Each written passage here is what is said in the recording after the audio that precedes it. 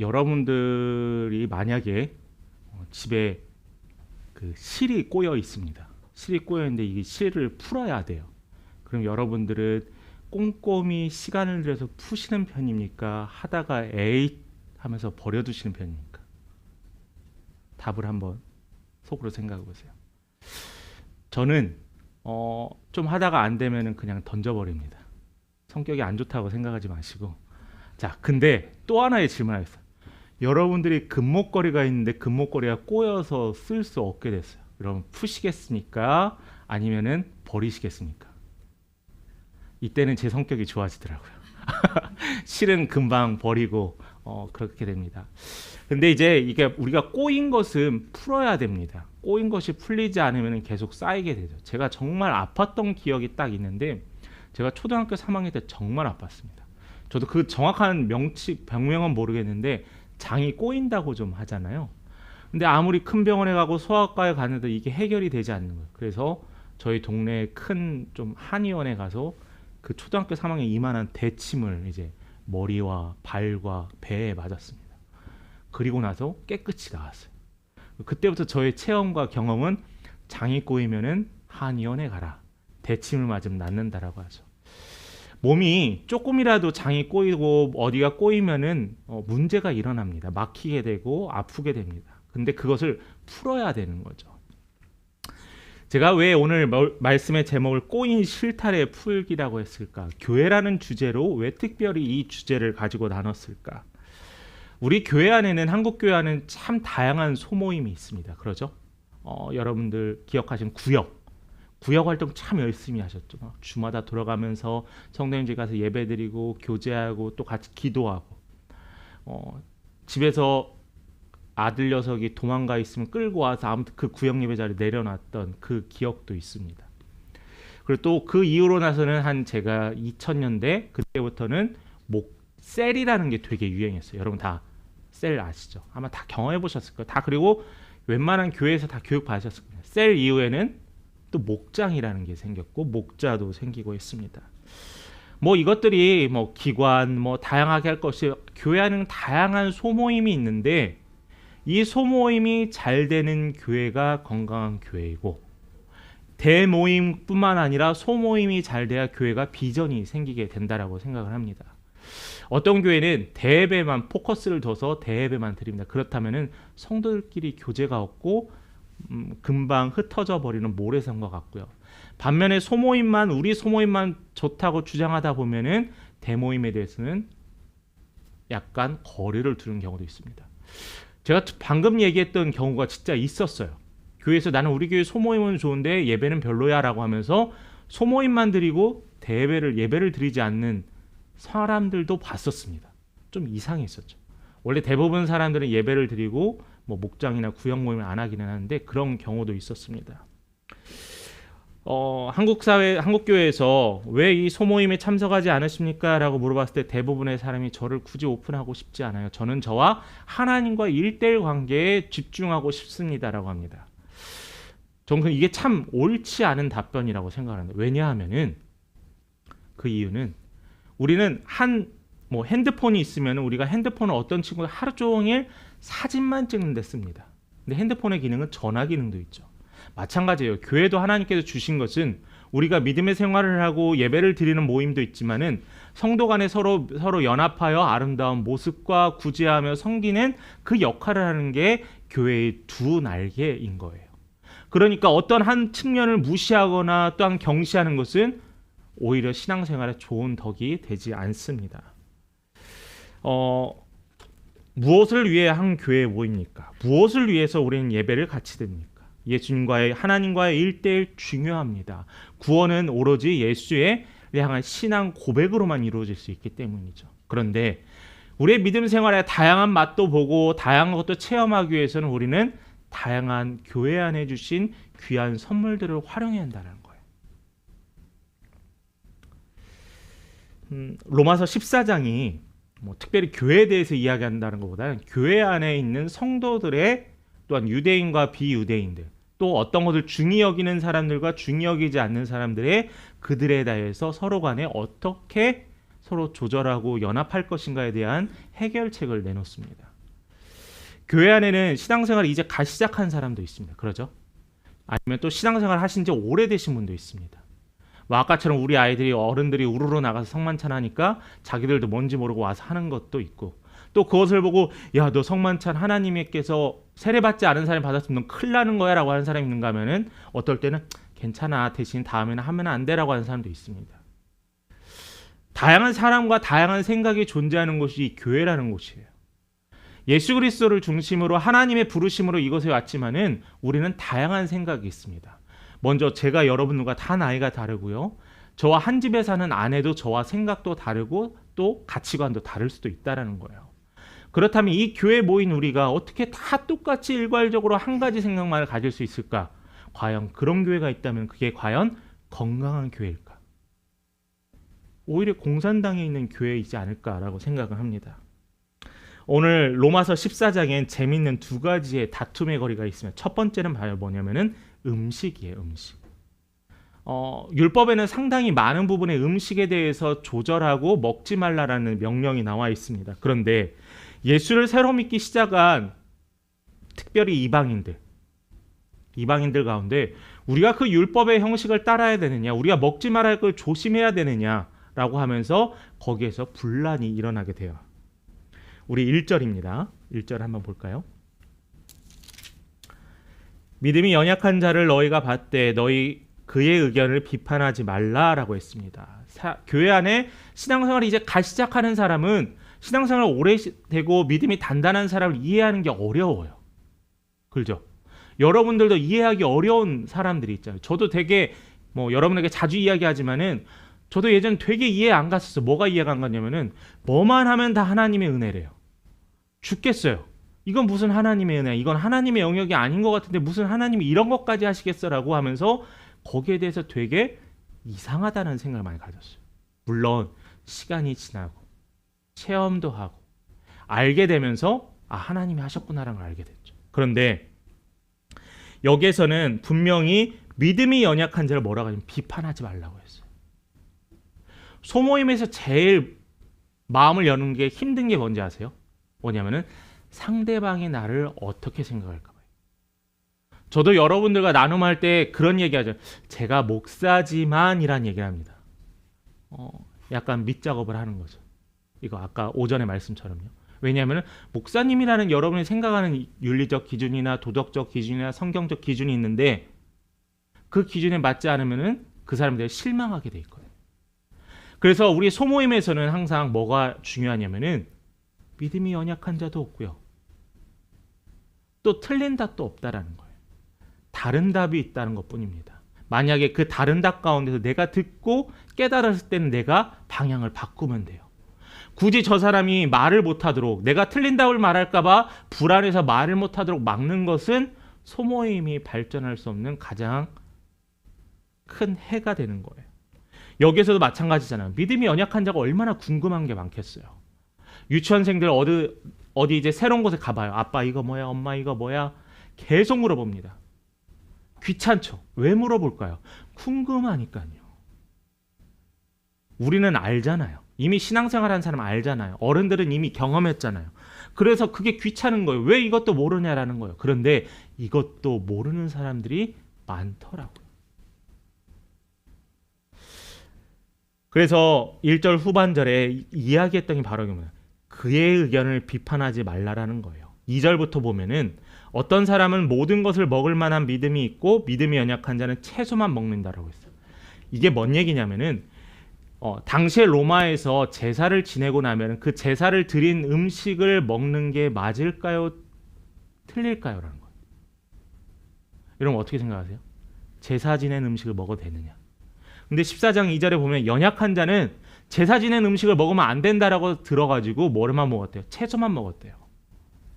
자기가 원해서의 채식주의자가 아니라 그렇게 하면 안 된다는 규칙에 의해서 채식을 한 거예요. 뿐만 아니라 이 이후에도 이러한 또 나뉘어지는 의견들이 있습니다. 믿음이 연약한 자는 채소만 먹어야 될 것인가? 아니라는 거죠. 왜 우상 숭배하고 난 음식을 먹지 말아야 되냐? 그게 그리고 올바른 정답이냐라는 거죠. 여러분들 같으면은 고기를 드시겠어요? 아니면 채소만 먹는 게 하나님의 말씀을 따르는 거라고 생각하시겠어요? 한국 교회 안에서도 이런 문제 많이 있었죠. 질문 뭐였죠? 바로 제사 지낸 음식을 먹어도 되느냐 마느냐. 여러분 먹으시면서 찔리신 적 있으신가요? 없으신 분도 있고 있으신 분은 저희는 다 믿는 가정이죠. 저희는 이제 어렸을 때 제사 지냈었는데 제가 믿음이 좋았을 때는 안 먹었어요. 제 딴에는. 근데 먹어도 된다라고 생각할 때도 있었습니다. 그래서 왔다 갔다 했던 것 같아요. 우상에게 드린 음식을 먹느냐 먹지 말아야 되냐. 아직도 한국 교회에서 지금은 질문이 없지만은 한때는 정말 많은 질문이 있었습니다. 자, 이 음식과 관련돼서 또 다른 것이 있는데 고린도전서 8장에서도 이런 것이 나와요. 우상을 섬겼던 음식을 먹어도 되냐. 자, 여러분, 우상은요 우리에게 아무것도 아니에요. 여러분들이 우상을 믿지 않고 여러분 우상을 신뢰하지 않으면은 우상은 그냥 한낱 조각일 뿐이에요. 우리에게는 어떤 영향력도 끼치지 않는다는 거죠. 우리가 굳이 그것을 우상이야 피해야 돼. 내가 저 우상이 있는 사람들이야 그 사람들과 만나지 말아야 돼. 내가 거리를 둘 필요가 없다. 왜냐하면요 나는 나의 주 여호와 하나님이 나의 온전한 중심을 자리 잡고 있으면은 내가 그들이 먹었던 음식이든 그들이 어떤 종교를 다니든 중요하지 않다라는 거예요. 왜 불교이신 분들을 만나지 않고 피하세요? 요즘 젊은 청년들 어떤 줄 아세요? 명진 스님이나 또 몇몇 스님들 잘 나가시는 분들 계세요. 가서 강연회도 듣고 이야기도 듣습니다. 왜요? 거기에서 뭔가 깨달음을 얻어요. 그분을 존경해서요. 그것까지는 아니더라도 왜 우리가 굳이 선을 긋고 경계를 그어야 돼요?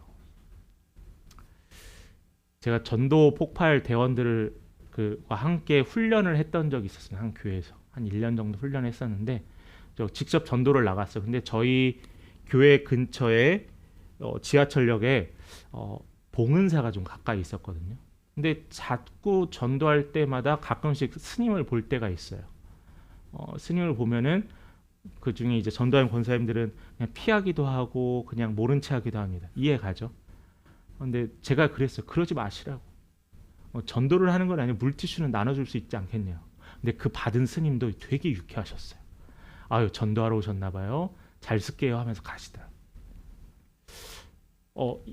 이런 이해 뭐냐면 우리가 선을 그을 필요가 없다라는 거예요. 왜? 구원받을 자인지 아닌지를 우리가 미리 확신할 수도 없고요. 또한 우상에 드렸던 그 음식이 우상인지 아닌지 우리는 우상으로 여기지 않기 때문에 우리는 상관이 없다라는 거예요. 바울이 고린도전서와 로마서를 통해서 했던 게 바로 이거입니다. 그러나 하나 중요한 게 있어요. 3절의 말씀입니다.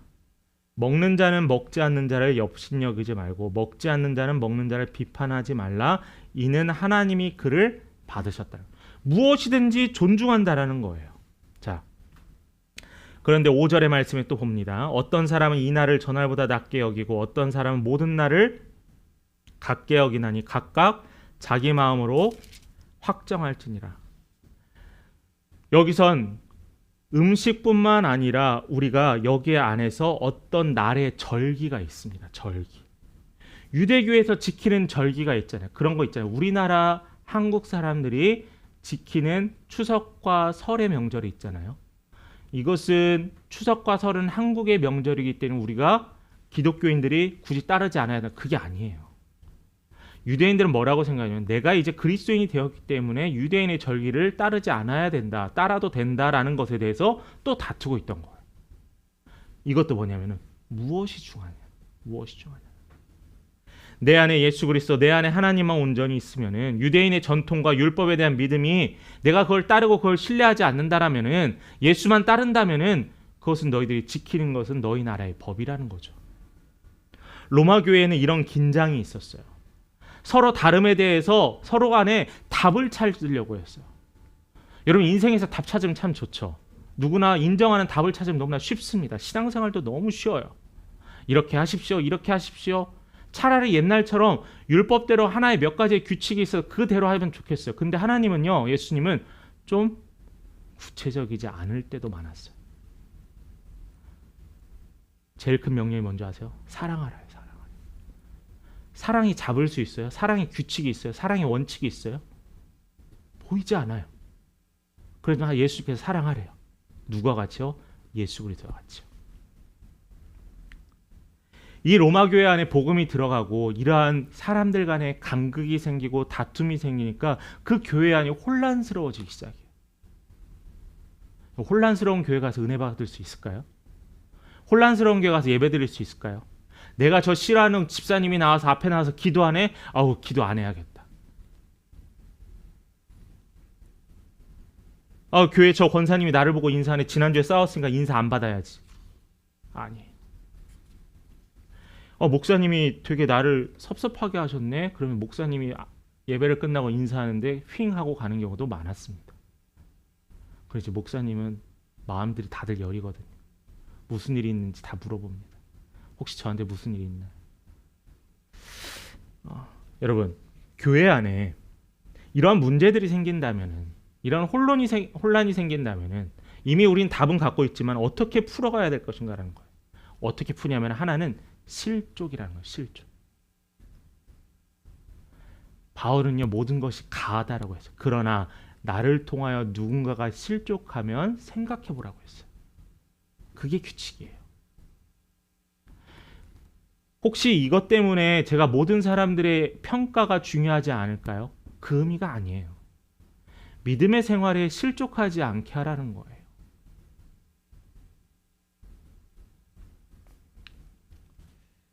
제가 미국 교회에 갔었는데 방문했던 교회가 목사님이 조금 되게 성령 운동하는 교회였어요. 근데 그 목사님이 우리나라 성령 운동하면 검은색 넥타이에 막 젤이나 무스를 쫙 바르고 다 머리 올린 스타일을 생겼는데, 거기 목사님 되게 신기했던 게 하와이안 셔츠와 반바지를 입고 주일 설교를 했었거든요.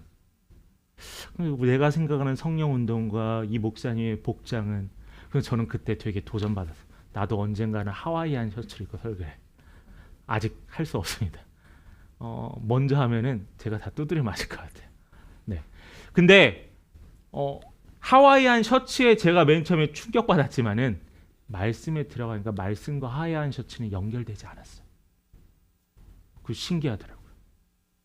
그런데 만약에 바울의 의견이 따르면은 그 목사님의 복장을 통해서 나는 신앙생활을 할 수 없다가 실족하는 사람이 있다면은 한번 그 목사님도 생각을 해봐야 한다는 거죠. 우리 소모임 안에서, 우리 교회 공동체 안에서 정해진 룰과 규칙들이 있습니다. 저 사람이 때로는 하지 않고 나만 맨날 하는 것 같을지라도 그 규칙에 대해서 내가 섬길 수 있으면 감사한 거예요. 제가 누군가를 접대할 수 있는 게 얼마나 감사해요. 돈이 있다고 접대할 수 있는 게 아니더라고요. 또 마음만 있다고 접대할 수 있는 게 아니더라고요. 마음과 물질이 함께 하더라고요. 여러분, 내가 언제까지 섬길 수 있느냐도 되게 큰 축복입니다. 누군가를 도와줬는데 그 도와준 사람이 되게 기뻐해 주는 것도 은혜예요. 우리 공동체는 모이면서 갈등을 만드는 공동체가 아니라, 우리 귀한 하나님의 믿음의 공동체는 이러한 비본질적인 것은 내버려 두고 오로지 복음과 예수와 사랑만으로 서로 연합해야 된다. 어떻게 구체적으로 할까요? 어떻게 나눠야 될까요? 아니면 어떻게 서로 섬겨야 될까요? 여러분, 이미 답은 여러분이 다 알고 계세요. 다만 내가 하지 않을 뿐이라는 거죠. 여러분, 이미 답은 여러분의 주위에 있어요. 이미 내 주위에 다른 성도님들이 그렇게 섬기고 있거든요. 교회를 하다 보면 성격 차이로 사람들과 부딪힐 때가 있으며, 우리가 사도행전을 통해서 알았던 바울과 바나바의 성향 차이로 인해서 서로 헤어졌던 경우도 있죠. 또 마가에 대해서 마가를 해석하는 데 있어 바울도 힘들다라고 했죠. 왜냐하면 마가가 어리고 도망갔던 경험이 있어 바울이 보기엔 마가가 마음에 들지 않는 거예요. 그런데 바울은 성향은 뭐였냐면은 사람보다 일을 먼저 중요시 여겼어요. 어떤 일? 근데 그 일이 자신이 이득을 취한 일이 아니었어요. 어떻게 예수를 더 많은 사람에게 알릴까라는 그 일에 치우쳐서 때로는 잘라내기도 하고 때로는 그냥 파송시키기도 하는 겁니다. 근데 바나바는 어떤 사람이에요? 사람 중심적, 인정받았던 사람이죠. 그렇게 자신의 친구였고 동역자였던 스데반을 죽였던 바울을 자신이 증명하고 증빙하고 보증해 줍니다. 그 사람이 바로 바나바였어요. 그러니까 바나바는 한 사람이라도 끌고 가려고 했겠죠. 바나바가 어려운 일이 없었을까요? 사람을 끌어낼 때마다 상처는 누구 받냐면 때로는 바나바가 많이 받아요. 우리가 인간관계에서 내가 상처받지 않으려고 사람을 끊어내는 경우도 있잖아요. 근데 바나바는 그걸 다 스스로 감당했습니다. 바울과 바나바는 대적하는 동역자가 아니라 사역자가 아니라 서로 다른 방향에서 동역하는 동역자였다라는 거예요. 저도 목회를 하면서 때로는 마음이 앞서고 생각이 앞설 때도 있으면은 저희 어머니나 제 아내가 저를 조금 속도를 조절하기도 합니다. 아마 여러분들 가정에서도 그럴 거예요. 부부 사이에, 자녀 사이에, 친구 사이에 조절하는 관계도 있을 겁니다. 나랑 달라서 싫어하는 게 아니라 나랑 다르기 때문에 나는 더 큰, 우리는 시너지를 낼 수 있다는 거죠. 우리의 생활의 습관이, 신앙적 가치관이 다른 건 당연합니다. 그러한 것들이 다르지만은 그 안에는 예수만 있으면 되는 거예요. 그래서 저는 이 로마서를 통한 14장을 통한 이 교회 안에서 일어났던 이 다툼이 비본질적이라는 거예요. 진리 때문에 다투어야 한다. 예수가 구원자입니다. 예수가 부활하셨습니다. 예수가 우리를 위해 다시 이 땅에 오실 겁니다라는 것으로 다툴 수는 있어요. 그런데 먹느냐 먹지 않느냐, 입느냐 입지 않느냐는 구원의 본질에 맞지 않는다라는 거죠. 그리고 우리가 믿음 생활을 하면서 신앙이 자란다는 것은 뭐냐면은 그만큼 관용과 포용이 좀 넓어져야 돼요. 들을 줄 알고 기다릴 줄 아는 지혜도 있어야 합니다. 그게 바로 교회 질서를 위한 우리의 믿음의 결단이라는 거죠. 말씀 마칩니다. 신앙은요, 다른 사람에게 보이기 위한 게 신앙이 아니에요. 오직 하나님을 알고 하나님께 영광 돌리고 사랑하고 섬기는 것이 신앙입니다. 나아가서 그러면 믿음의 우리의 열매는 뭐냐면은 서로 용서하고 화해하고 배려하는 게 믿음의 열매예요. 내가 큰 특별한 것을 체험하고 큰 특별한 것을 얻고 부유한 자가 되고 그게 믿음의 열매가 아니라 얼마만큼 사랑하고 용서하고 기다릴 수 있는 인내가 바로 믿음의 열매라는 거죠. 우리 예수님은 얼마나 기다리셨습니까? 우리 하나님은 아담과 하와를 창조하시면서 우리 인간들을 향해 얼마나 기다리고 계세요. 우리가 돌아올 거를요. 우리는 기껏해야 한평생, 우리가 만나는 우리 지체는 그렇게 긴 시간 동안 함께 할 수 없습니다. 그렇지만 우리는 그 시간만이라도 이해하고 포용하고 함께 걸어가기를 간절히 소망합니다. 그래서 우리 믿음의 교회가 작은 것, 비본질적인 것이 아니라 본질인 것에 힘을 내고 또한 본질을 통해서 열매를 맺는 우리 귀한 믿음의 성도들을 간절히 축원합니다.